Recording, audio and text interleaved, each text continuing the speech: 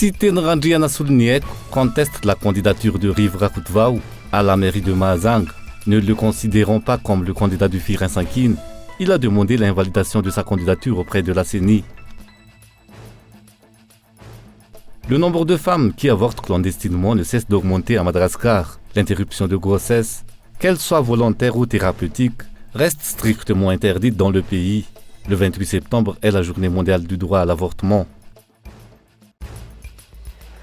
L'armée israélienne a annoncé avoir éliminé le chef du mouvement islamiste armé libanais, Hassan Nasrallah, dans une frappe la veille sur le quartier général de l'organisation à Beyrouth.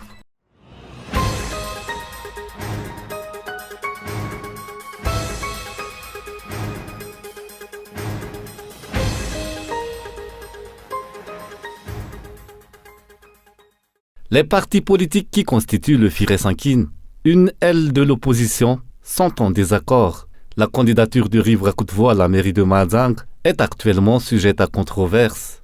La mouvance pro-Citine, qui a aussi présenté un candidat, fait valoir que la candidature de Rivra Kutvao n'a pas fait l'objet de consensus et a saisi la CENI, la Commission électorale nationale indépendante, pour qu'elle invalide son dossier de candidature.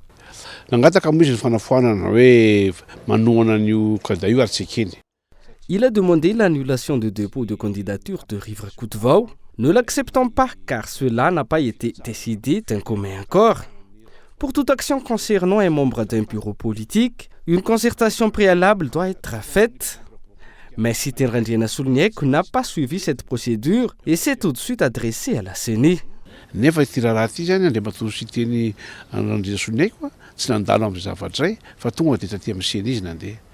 Il y a donc deux candidats de la même coalition de partis de l'opposition, le Firin Sankin, dans la course à la mairie de Mahazang.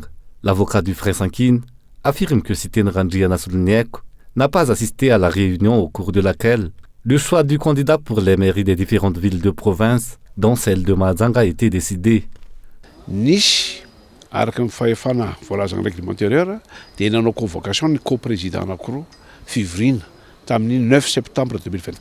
Le 9 septembre 2024, les deux coprésidents ont tenu une réunion dont l'ordre du jour portait sur l'étude des candidatures dans les provinces. Cette réunion s'est poursuivie le 11 septembre. Sitenrandriana Soulniek n'a pas participé à ces réunions et il ne s'est pas non plus excusé de son absence. Il avait été décidé à cette occasion que le Firin Sankin proposait la candidature de Markara Valmanan à la maire d'Antananarivo et celle de Rivra Kutvao à Mahazang.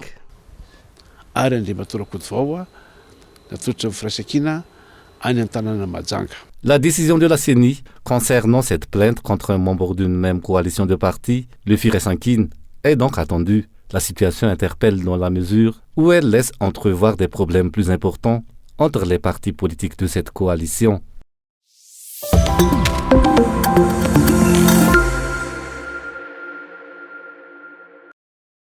Les ingrédients, les aromates et les produits de qualité ne sont pas suffisamment exploités dans le pays pour enrichir la cuisine malgache de saveurs différentes et de diverses senteurs et rehausser la gastronomie du pays. La gastronomie et le tourisme peuvent pourtant générer d'importantes rentrées de devises pour le pays. Ce salon nous permet de revaloriser la cuisine malgache dans un contexte touristique et de mettre à l'honneur les épices, les saveurs et les aromates ainsi que les spécialités gastronomiques régionales. La diversité culturelle et l'existence de différentes tribus constituent un atout pour élever la gastronomie et enrichir le patrimoine culinaire. Actuellement, de plus en plus de professionnels vont à la découverte de la richesse culinaire des régions pour les sublimer et les proposer sur leur carte aux consommateurs.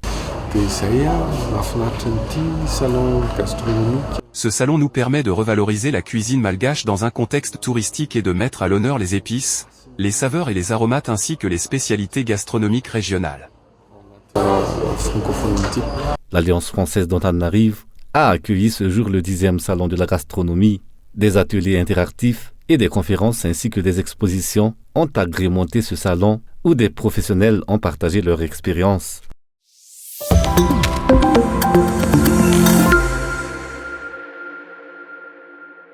Après le festival et le carnaval des baleines, la saison est encore propice pour voir les baleines du côté de Sainte-Marie. Les scientifiques ont recensé 11 espèces de baleines dans les eaux territoriales de Madagascar sur les 90 répertoriées dans le monde. Au-delà des privilèges touristiques que les baleines donnent, elles offrent aussi différents autres avantages selon le WCS, une ONG qui œuvre dans la conservation de la biodiversité et des écosystèmes dans le monde.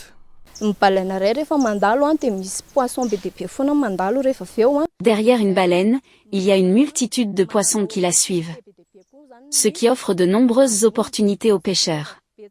Par ailleurs, la baleine descend en profondeur pour se nourrir et remonte à la surface pour respirer. Elle génère alors de nombreux nutriments. Mais son corps contribue aussi à la diminution du gaz carbonique.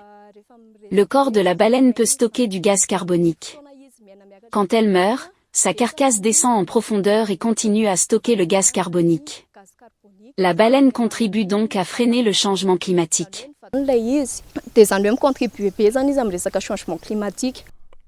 La baleine a sa place dans la vie culturelle. Dans le nord du pays, des manifestations sont organisées autour de la baleine à bosse qu'on appelle Zanarbe. De nombreux touristes viennent observer les mâles de ces baleines à bosse qui s'adonnent à des opérations séduction de la femelle. Les opérations touristiques préconisent une amélioration des offres afin que le secteur touristique puisse en attirer plus de profit.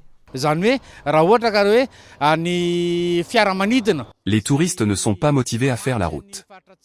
Or, les avions sont mal gérés. Une collaboration étroite doit être instaurée entre le ministère de l'Environnement, celui du transport aérien et le ministère de la Pêche et de l'économie bleue ainsi que le ministère du Tourisme. On se contente de calculs au lieu de voir les réalités du terrain. La chasse à la baleine a commencé à se développer dans les années 50, selon le responsable du ministère de la Pêche et de l'économie bleue. Il s'agissait pour la plupart de ressortissants américains, européens et japonais qui chassaient surtout dans la baie d'Antongil. Les scientifiques ont tiré la sonnette d'alarme en 1896 en raison de la diminution de la population des baleines dans l'océan Indien. Les mesures prises ont été efficaces, toutefois, des menaces continuent à peser sur les baleines. La pollution par les déchets plastiques peut tuer la baleine. De même que le pétrole lors des explorations pétrolières. À Madagascar, il s'agit plutôt de pollution et aussi de pêche. Mais ce sont surtout des pêches involontaires dues à une collusion avec un bateau et non des pêches ciblées. Parfois, les pêcheurs perdent leurs filets de pêche dans l'eau.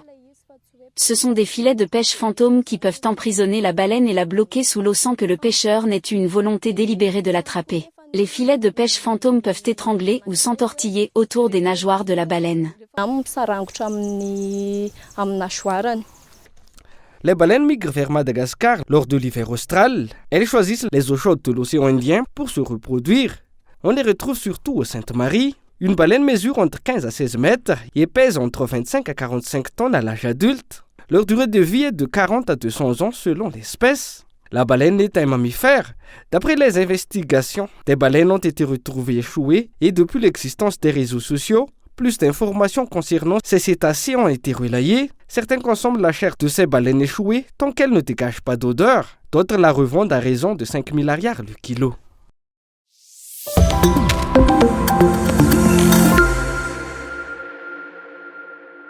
Le nombre de femmes qui avortent clandestinement ne cesse d'augmenter à Madagascar. Près de 3 femmes par jour meurent à cause des avortements clandestins, d'après les données disponibles auprès du Maristops Madagascar, spécialisé dans la planification familiale. Sinon, les conséquences sont importantes sur une procréation ultérieure, d'après les thérapeutes interrogés. Près de 61% des femmes de plus de 25 ans ont déjà avorté clandestinement à Madagascar. Ce taux est de 27% pour les femmes de plus de 35 ans, et de 8% pour les jeunes filles de moins de 18 ans, d'après les résultats de l'enquête menée par l'association Nifnakang en 2021. L'interruption de grossesse, qu'elle soit volontaire ou thérapeutique, reste strictement interdite dans le pays.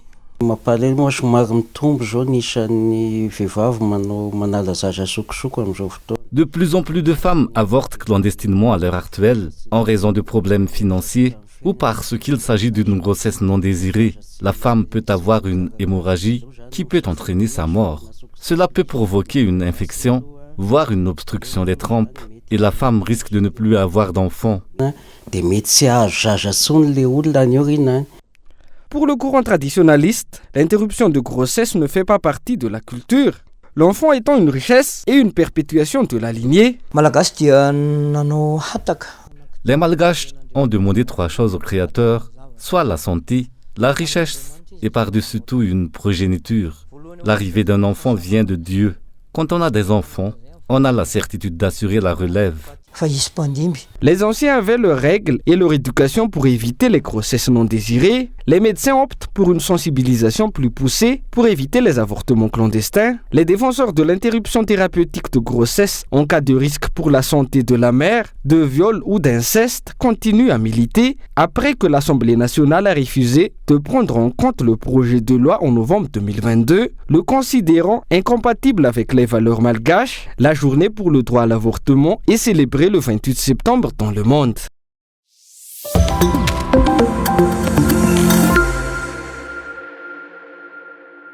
Le rentrée de l'Académie Théâtre Antananarivo s'est déroulé ce mois de septembre.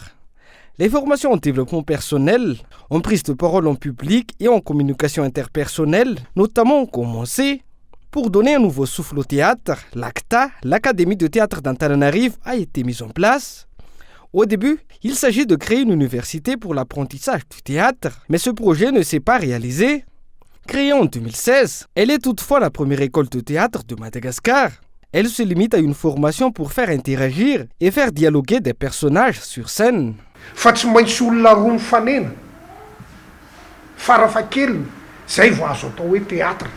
Il faut qu'il y ait une interaction entre 2 personnes pour qu'on puisse parler de théâtre. Les personnes qui font du stand-up, comme Gottlieb ou Gad Elmaleh, ainsi que les slameurs, ne sont pas considérés comme faisant du théâtre.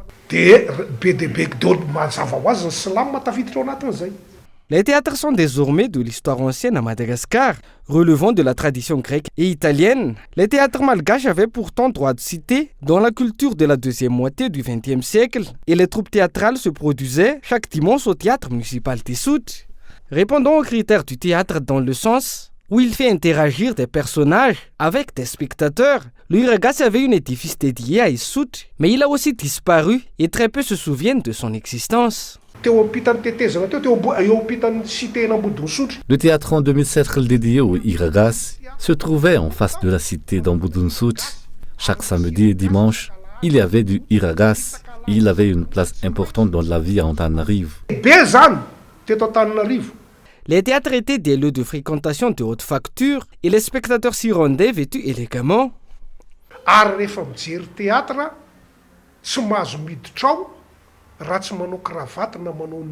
Il fallait s'habiller avec élégance, porter un nœud papillon ou une cravate pour se rendre au théâtre et ne pas porter de tennis. C'est encore le cas à l'étranger. Les jeunes actuels sont étonnés de l'apprendre.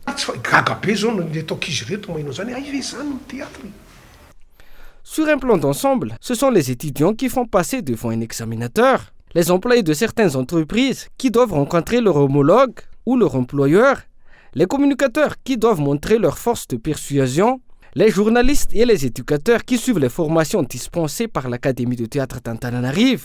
Très peu de personnes qui fréquentent cette académie ont l'objectif de devenir des acteurs.